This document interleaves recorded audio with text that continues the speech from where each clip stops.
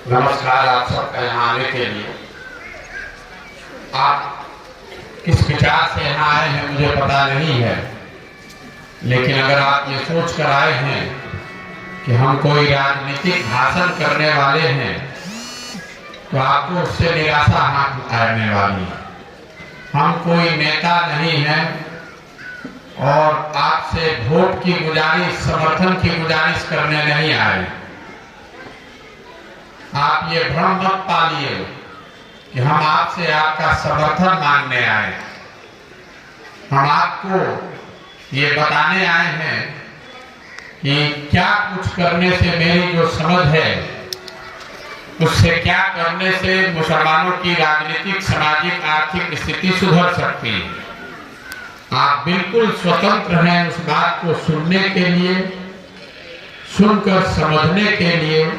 अगर अच्छा लगे तो उसको अपनाने के लिए, न अच्छा लगे तो जैसे जिंदगी चल रहा है वैसे चलाइए।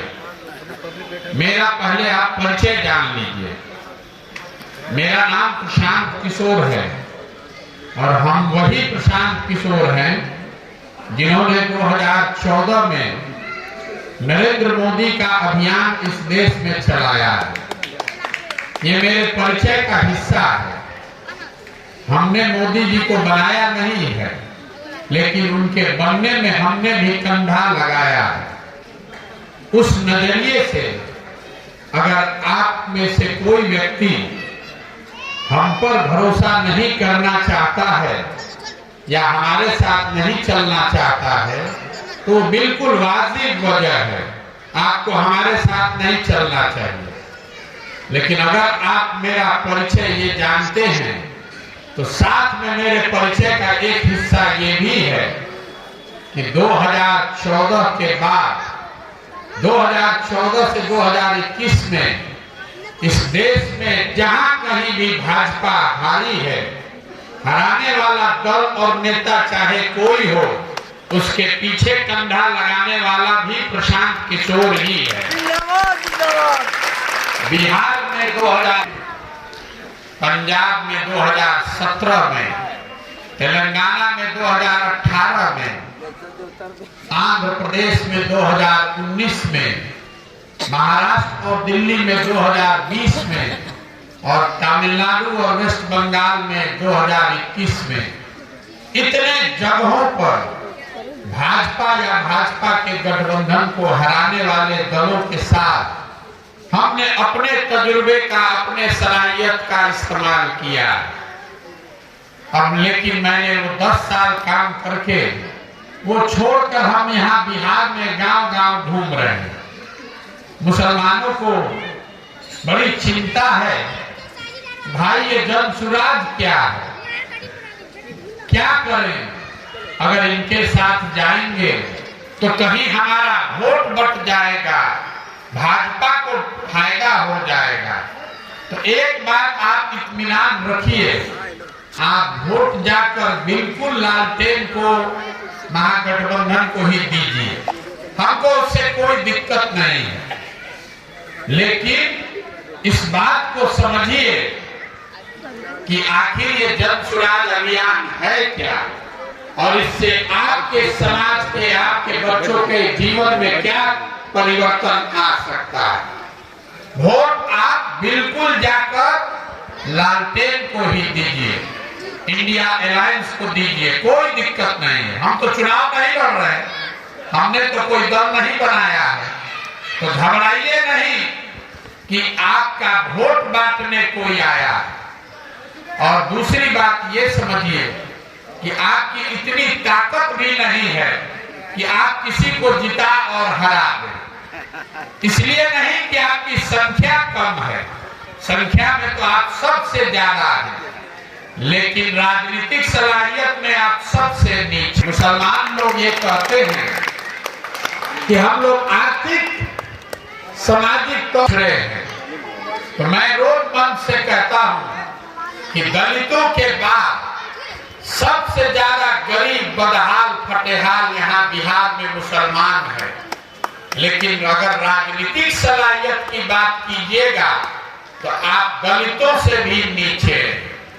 आप 30 बरस से जिसको वोट दे रहे हैं, आप हमारी बात मत मानिए, आप अपने धर्म में जो बात बताई गई है उसको उस नजरिए से देखिए कि 30 वर्ष से जो आप कर रहे हैं वो सही है या गलत है।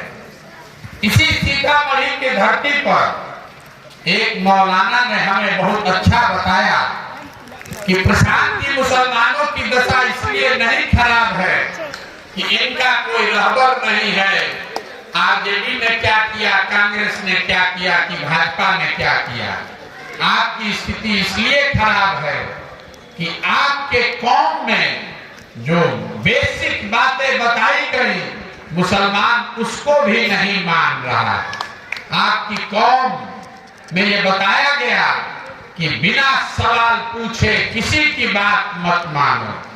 पिछले 30 वर्ष में आपने किसी से कोई सवाल नहीं पूछा। आपके कौम में ये बताया गया कि बिना जद्दोजहद के जीवन में कुछ हासिल नहीं हो सकता है, लेकिन मुसलमानों को जद्दोजहद करना ही नहीं है। आप 5 बरस बैठ के घर में चर्चा करते हैं कौन भाजपा को हराएगा। जो चुनाव के पहले भाजपा को हराता हुआ दिखता है उसी ट्रेन में उसी बस में बैठ जाते हैं। आप बैठे अपने बच्चों को भी लेकर बैठ गए। वो ट्रेन आपके लिए अच्छा है या खराब है ये कभी आपने सवाल नहीं उठाया। 30 बरस से आप यहाँ लालटेन को आरजेडी को वोट दे रहे हैं, आगे भी उसी को दीजिए। सवाल जरूर पूछिए, कोई आदमी वोट किसी को क्यों देता है? 3 कारण है। एक, आप वोट देते हैं अपने और अपने बच्चों के विकास के लिए। दूसरा, वोट आप देते हैं राजनीतिक भागीदारी के लिए। तीसरा, आप वोट देते हैं अपने राजनीतिक विरोधी को हराने के लिए। इन तीनों नजरिए से आप 30 वर्ष में जो आपने किया है उसका जरा आकलन करके देख लीजिए। विकास का आलम यह है कि आपसे ज्यादा गरीब और पिछड़ा इस राज्य में कोई नहीं है। आपके बच्चों को विकास नहीं मिला, ये कोई मुसलमान इनकार नहीं करेगा, लेकिन आप उस बात को छोड़ दीजिए। आप कह सकते हैं कि भैया हम विकास के लिए वोट नहीं देते। आप भागीदारी को देख लीजिए। अभी डॉक्टर साहब कुछ आपको आंकड़ा बता रहे थे, वो आंकड़ा भी छोड़िए। बिहार में 40 मुसलमानों के विधायक होने चाहिए, है 19। अब आप कहिएगा कि तो आरजेडी वालों ने या बड़े दलों ने आपको टिकट नहीं दिया, उसको भी हटा दीजिए। यहाँ बिहार में होने चाहिए 1650 मुसलमान मुखिया, यहाँ है 1200 से कम। होने चाहिए 27,500 वार्ड सदस्य, हैं 11,000 से कम। पूरी जो बिहार की सरकार है उसका बजट है 2,46,000 करोड़ और जितने मुसलमान मंत्री हैं उनके सारे विभागों का बजट जोड़ दीजिएगा तो वो है 6,000 करोड़। तो ये है आपके भागीदारी का आलम। खाली विधायकी और सांसदी नहीं गया, आपके बच्चों को राजनीति से ही काट कर हटा दिया गया और आपको उसकी समझ ही नहीं है। तीसरा, आप कहिएगा कि हमको विकास भी नहीं चाहिए, भागीदारी भी नहीं चाहिए, कम से कम भाजपा को तो हराइए। तो उस नजरिए से आप देख लीजिए। 30 बरस से आप लालटेन को वोट दे रहे हैं, तब कोई जन सुराज नहीं था, तब कोई ओवैसी भी नहीं थे। आपने पूरी ताकत लगाकर लालटेन को वोट दिया। 1990 में भाजपा के बिहार में 0 सांसद थे, देश में 2 सांसद। आज भाजपा गठबंधन का यहाँ 39 सांसद है, देश में 300 से ज्यादा। तो आप जरा बताइए कि आपके कौम में जो बात बताई आपके पैगंबर ने कि कम से कम सवाल तो पूछो कि भैया हमको विकास मिला नहीं, भागीदारी मिली नहीं, भाजपा को हम हरा पा नहीं रहे हैं तो कोई ना कोई दूसरा रास्ता निकालना पड़े, लेकिन आपको वो देखना ही नहीं है। आपके पैगंबर ने एक और बात बताई, आप बहुत परेशान हैं। आज जो देश में हालात है उसको आप जालिम हुक्मरान समझते हैं, ये समझते हैं कि वो मुसलमानों के विरोध में है। तो आपके पैगंबर ने जो बात बताई कि जिस कौम को अपने रहनुमाओं की समझ न हो उसके ऊपर जालिम हुक्मरानों को मुसल्लत कर दिया जाता है। तो जब आपको समझ ही नहीं है कि आपका रहनुमा है कौन, तो आपके ऊपर जालिम हुक्मरान तो रहेगा ही रहेगा। ये बात हम नहीं कह रहे हैं, आपके पैगंबर ने कहा। आप तो अपने पैगंबर की बात को नहीं मान रहे हैं और फिर रो रहे हैं कि हमारे हालात बहुत खराब हैं। मेरे भाई, हम इतना ही आपको बताने आए हैं, सवाल करना शुरू कीजिए। मुसलमानों की दुर्दशा ये है, वही मौलाना कि आप तो हिंदू हैं, आप तो मोदी जी के साथ काम किए। अगर आप पर भरोसा नहीं करे तो एक बार मान लें, हम तो मौलाना हैं, पूरे जीवन हमने कौम की सेवा की है। सीतामढ़ी में जब हम खड़े होकर हमने ये कहा कि कौम को आरजेडी से, राजद से अपना हक मांगना चाहिए, तो मुसलमानों ने कहा कि लगता है मौलाना भाजपा से बिक गया है। आपके और आपके बच्चों की हक की कोई बात करे तो आपको भाजपा का एजेंट दिखता। कुछ लोग हमको कह रहे हैं कि भैया, मुसलमान लोग कह रहे हैं कि प्रशांत किशोर भाजपा का बी टीम है। देखिए आपका दुर्दशा। अभी आपके कौम पर सबसे बड़ी संकट पिछले 10 साल में कब आई? जब आप इस देश में CA/NRC लागू करने का प्रयास किया गया। वो इतनी बड़ी संकट थी कि आपके घरों की महिलाएं बाहर निकलकर धरने पर बैठी थी। इस देश में CA/NRC को कैसे रोका गया? मैं आपको इस मदरसे के इस जगह से तारीख नोट करा रहा हूं। 2 मई 2021 को CA/NRC रुका उस दिन, जिस दिन 2 मई 2021 को भाजपा को बंगाल में शिकस्त दी गई। देने से CA/NRC नहीं रुका, आपके भाषण तकरीर से CA/NRC नहीं रुका। जिस भाजपा के नेताओं ने CA/NRC का क्रोनोलॉजी बताया था, बंगाल में जिस दिन उनको शिकस्त दी गई उसके बाद अब कहता है कि देश में कोरोना है, बाद में लागू होगा। तो जब बंगाल में लड़ाई लगी, आपके गर्दन पर तलवार लटका, तो जरा अब ईमान की बात करने वाले मुसलमान अपने दिल पर हाथ रखकर पूछिए कि बंगाल में आपकी मदद करने के लिए कौन खड़ा हुआ?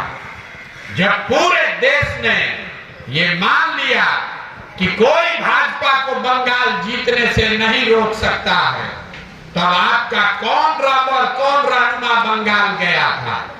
लालू यादव नहीं गए थे, तेजस्वी अखिलेश राहुल गांधी नहीं गए थे, आप भी नहीं गए थे। 2 लाख संघ के लोग गए थे बंगाल में भाजपा का चुनाव लड़ाने, तब आप भी नहीं गए थे। तब यही प्रशांत किशोर बंगाल में गया था। हमने कहा, जब दीदी के अपने लोग डर के मारे भाग गया भाजपा में, तब प्रशांत किशोर ने कहा था कि जब तक हम खड़े हैं भाजपा को बंगाल जीतने नहीं देंगे और हराएंगे नहीं। 100 के नीचे नहीं किया तो जीवन में संन्यास ले लेंगे। हमने भाजपा को रोका 77 पर, तो हम हो गए भाजपा के एजेंट और आप घर में बैठ के यहाँ लालटेन को वोट दे रहे हैं, अपने बच्चों की किस्मत में बंधुआ मजदूरी लिख रहे हैं। तो आप हो गए हमको सर्टिफिकेट देने वाले। हमको आपका सर्टिफिकेट नहीं चाहिए। अरे आप हमारा मदद क्या कीजिएगा? आपको लगता है कि हम जाएंगे तो मदद करेंगे? हमको आपका मदद नहीं चाहिए। हमको इतना कमजोर मत समझिए। हम आप तो अपने बच्चों की मदद नहीं कर पा रहे, हमारा मदद क्या खा कीजिएगा?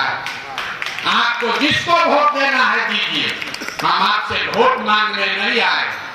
लेकिन गांधी की जिस विचारधारा को लेकर हम चले हैं, जिस गांधी की व्यवस्था को फिर से इस देश में पुनर्जीवित करना चाहते हैं, व्यवस्था में जब तक हम 20% अकलियत के भाइयों को साथ लेकर न चलें तो व्यवस्था मुकम्मल नहीं होती है। इसलिए आपसे बात कर रहे हैं। जीतने के लिए हमको आपकी कोई जरूरत नहीं है।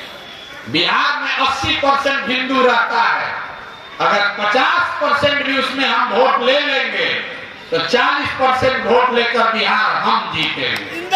इतनी सलाहियत ऊपर वाले ने हमको दिया है कि 80% हिंदू में आधा वोट कैसे लेना है, तय आपको करना है कि आपको अभी साथ में चलना है कि हमारे जीतने के बाद चलना है, क्योंकि चलना आपको जन सुराज में ही है। यही वो पौधा है जो आगे बढ़ेगा तो आपके बच्चों को फल भी मिलेगा और आपको छाया भी मिलेगी। न तो लालटेन का ये सड़ा हुआ बूढ़ा पेड़ को खून से भी सींचिएगा तो न उसमें फल मिलना है, न उसमें आपको छाया मिलनी है। एक बात याद रखिए, अभी आपको आए हैं निमंत्रण देने, वोट का नहीं, साथ में चलने का। वोट दीजिए जाके लालटेन को, लेकिन अपनी दुआ और अपने बच्चों को भेजिए जन सुराज में। हम आपके बच्चों को लड़ाएंगे, हम आपके बच्चों को राजनीति सिखाएंगे, अपना संसाधन अपनी बुद्धि लगाकर उसको जिताएंगे। आप हमको आपसे यही मदद मांगने आए हैं। वोट एकदम दीजिए लालटेन को, लेकिन आपके समाज में अगर कोई बच्चा है जिसमें वो जज्बा है, ताकत है कि वो मुखिया बन सकता है, वो विधायक बन सकता है, जिला पार्षद बन सकता है, उसको हमारे पास भेजिए। हम उसको सिखाएंगे, उसके पीछे वो व्यवस्था संसाधन सब लगाएंगे ताकि वो जीत कर आए। यही आपको ऑफर देने आए हैं, यही प्रस्ताव देने आए हैं। आप सुधरिएगा नहीं, वोट तो आप लालटेने को दीजिएगा। मुसलमानों की दुर्दशा देखिए, हमारे अभियान को कहता है कि कितना पैसा खर्चा कर रहे हैं, जरूर भाजपा का आदमी ही पीछे होगा। मेरे भाई, फिर वही बात कहूंगा पैगंबर वाली, एक बार सवाल तो पूछो, 30 बरस से जिस लालटेन को वोट दे रहे हैं, लालटेन के लोग राजनीति करने के लिए पैसा कहां से लाते हैं? बिहार से बाहर तो कोई नहीं जानता है लालटेन को। इसी बिहार में आपके बच्चों का हक लूट कर जो पैसा ले जाते हैं उससे वो राजनीति करते हैं। और हमारी बनाई हुई 1 2 नहीं 6 राज्यों में सरकार है, तमिलनाडु में, तेलंगाना में, आंध्र प्रदेश में, पश्चिम बंगाल में, वो लोग सरकार चला रहे हैं जिनके बनने में हमने कंधा लगाया है। तो हमको अपने अभियान चलाने का पैसा नहीं मिलेगा, हमको इतना कमजोर समझते हैं, लेकिन हम मजबूती से लड़ रहे हैं। तो आप कह रहे हैं कैसे इनके साथ जाए, जरूर भाजपे वाला होगा। अगर हम मजबूती से नहीं लड़ते तो मुसलमान ही कहता कि आदमी तो बहुत होशियार है, लेकिन मजबूती से लड़िए नहीं रहा है, कैसे इसके साथ जाए। ये शक आपका हम पर नहीं है, ये शक आपका अपने आप पर है। आपका आत्मविश्वास खत्म हो गया है। जहां पर 60% मुसलमान है ढाका में, वहां पर भाजपा का विधायक है। कटिहार में 50% मुसलमान है, वहां दुलाल चंद गोस्वामी MP है। अररिया में 50% मुसलमान है, वहां भाजपा का सांसद है। बाजपट्टी और सुरसंड में कौन विधायक है ये आपको मालूम है, हम गिनवाना नहीं चाहते। अरे आपको दूसरे पर अविश्वास नहीं है, आपका विश्वास अपने आप पर खत्म हो गया है। आप जीतने का बात क्या, लड़ने का बात भी नहीं। स्वान करता है कि हम अल्लाह को छोड़कर किसी से नहीं डरते हैं। मेरे भाई, आपसे ज्यादा डरा हुआ कौन कोई देश में है? इतने डर गए हैं कि जहां आपकी 1 लाख की आबादी है, वहां पर आपका एक बच्चा भी हिम्मत नहीं करता है चुनाव लड़ने का। और मुसलमान खुद कहता है कि भैया हम नहीं लड़ेंगे, हिंदुए लड़ाइए, हम लोग पीछे से हैं। ये डरी हुई कौम है, ये डर नहीं खत्म कीजिएगा तो कभी आपका भला नहीं होगा। चाहे आप हमारे साथ चलिए कि लालू जी के साथ चलिए कि कांग्रेस के साथ चलिए, पीछे चलने वाले लोग नेतृत्व नहीं कर सकते। अगर आपको अपना हक चाहिए, अपने बच्चों के लिए जगह चाहिए, तो आपको लड़ना पड़ेगा, जद्दोजहद करनी पड़ेगी। तभी तो आपके पैगंबर ने ये कहा होगा कि बिना जद्दोजहद के कोई चीज हासिल नहीं हो सकती है। लेकिन मुसलमानों ने आज लड़ना ही छोड़ दिया। आप बैठ के अखबार पढ़ते हैं, टीवी देखते हैं, सोचते हैं कि कोई गठबंधन बन जाए, कोई रहनुमा चला आए, कोई आदमी हमारी मदद के लिए खड़ा हो जाए, और अपने हाथ पर हाथ धर के बैठे हुए हैं, तो कैसे सुधार होगा। तो ये जो अभियान हम चला रहे हैं, ये वोट का अभियान नहीं है। जरा सोचिए, 60 वर्ष तक जब संघ था, भाजपा नहीं थी, लेकिन संघ में लोग थे, वोट चाहे जिसको भी देते थे।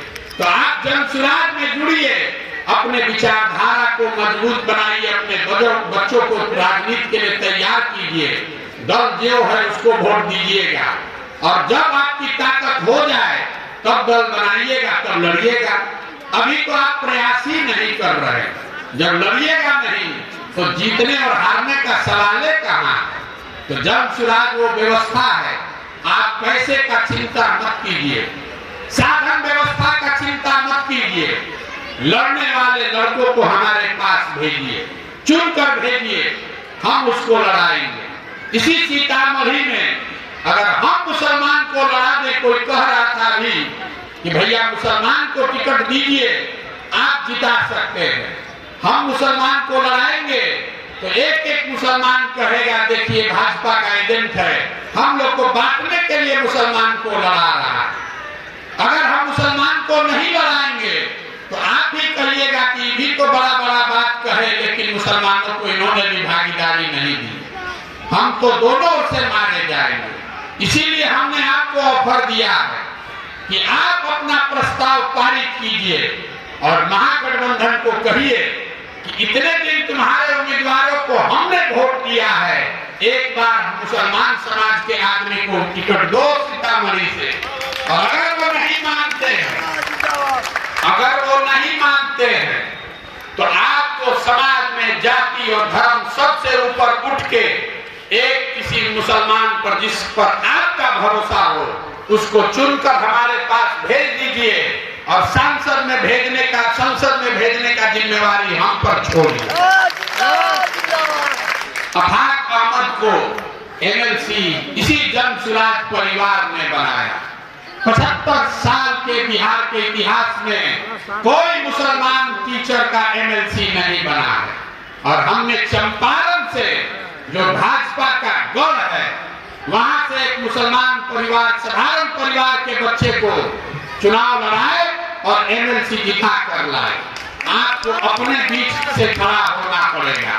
जनसुराज आपको नहीं जिता सकता है, हम आपकी मदद कर सकते हैं। हमारे पीछे मत चलिए, हमारे आगे चलिए, और आकर कहिए कि हमारे साथ ये आदमी है, आप में सलाहियत है, संसाधन है, हमारे समाज के इस बच्चे की मदद कीजिए ताकि ये आदमी बढ़े। यही आश्वासन देने आपको आए हैं। हमको आपसे कुछ नहीं चाहिए, ना वोट चाहिए, ना आपका हमको चंदा चाहिए, ना कभी जीवन में हम ये कहेंगे कि हमारा झंडा अपने घर पर लगाइए।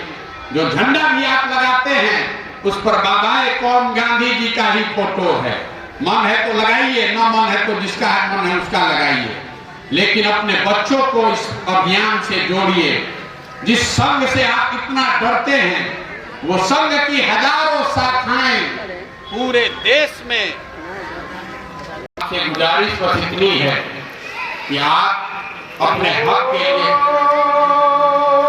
अंतिम बस गुजारिश ये है कि आप जनसुराज की जो व्यवस्था है इसका फायदा उठाइए।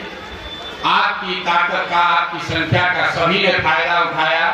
एक बार इतनी सलाहियत बनाइए कि आप दूसरे का फायदा उठा सके। अपने बच्चों के लिए खड़े होइए। अगर नहीं लड़िएगा तो डर कर पूरे जीवन में भी आपको जीत हासिल नहीं हो सकती है। डरिए मत और किसी को हराने के लिए वोट मत दीजिए। भाजपा को अगर हराना है तो उसका सबसे सटीक तरीका है कि आप अपने आप को जिताइए। अगर हराने के लिए वोट देते रहिएगा तो जिसको हरा रहे हैं वो तो आपको परेशान करेगा ही, जिसको जिताने की कोशिश कर रहे हैं वो भी आदमी आपकी इज्जत नहीं करेगा। तो कम से कम जन सुराज का इतना ही इस्तेमाल कीजिए, एक कि अपने बच्चों को इससे जोड़िए। अगर आपके बच्चों को कोई राजनीतिक सलाहियत संसाधन व्यवस्था की जरूरत है तो उनको जन सुराज से वो दिलवाइए, ताकि वो राजनीति में आ सके और अपने लिए अपने समाज के लिए कुछ कर सके। और दूसरा, जन सुराज का डर दिखाकर कम से कम अपने गांव की सड़क, अस्पताल, कुछ व्यवस्था सरकार से करा लीजिए। कम से कम इतना डर दिखाइए, हमारे डर से ही आपको वो जगह दे दे। ये बताइए कि नहीं करोगे तो जन सुराज में चले जाएंगे। तो उसी कि हम आपका कुछ करें या न करें, आरजेडी वाले भी कुछ आपका वैल्यू बढ़ा देंगे। मुसलमानों के एक बहुत बड़े नेता हैं आरजेडी में, वो हमारे मित्र भी हैं, फोन करके कहते हैं कि भैया आप खाली अभियान चलाते रहिए, हम लोग का यहाँ प्रतिष्ठा बढ़ गया है, कम से कम पूछ तो रहा है। तो मेरे भाई कहने आए हैं और एक अंतिम बात कहकर खत्म करेंगे। आप जितने लोग यहाँ आए हैं, आप मानकर चलिए जीतेगा जन सुराज ही। इसलिए नहीं कि हम बहुत काबिल हैं, इसलिए कि हमारे गुरुओं ने, हमारे माता पिता ने हमें जो सिखाया है कि जीवन में जिस काम को भी लीजिए उसको पूरी ईमानदारी और मेहनत से कीजिए। आप देख रहे हैं पिछले 15 महीनों में जितना पसीना हमने बहाया है, जितनी मेहनत हम कर रहे हैं, कोई 75 साल में बिहार में किसी का हिम्मत नहीं पड़ा है। तो जीतेगा जन सुराज ही। निर्णय आपको खाली एक ही लेना है। आप अभी जुड़िएगा तो अभी से साथ में इसके बनाने वाले बनिए, और अगर नहीं अभी जुड़िएगा तो जीतने के बाद फिर इसी महोत्सव में आएंगे, फिर आपके पास आएंगे आपको साथ लेकर चलने के लिए। हमको उसका कोई शिकवा शिकायत नहीं है कि आप किसको वोट देते हैं, लेकर तो आपको साथ ही चलेंगे। लेकिन जब जीतने के बाद आएंगे तो आपसे हर्जाना भी वसूलेंगे। हम आदमी हैं वेजिटेरियन, हम शाकाहारी आदमी हैं। अगली बार जब आएंगे तो जीत का आपसे सेवई भी खाएंगे और आपको और आपके बच्चों को साथ लेकर भी चलेंगे। आप आए, आपने हमारी बात सुनी, इसके लिए बहुत बहुत धन्यवाद।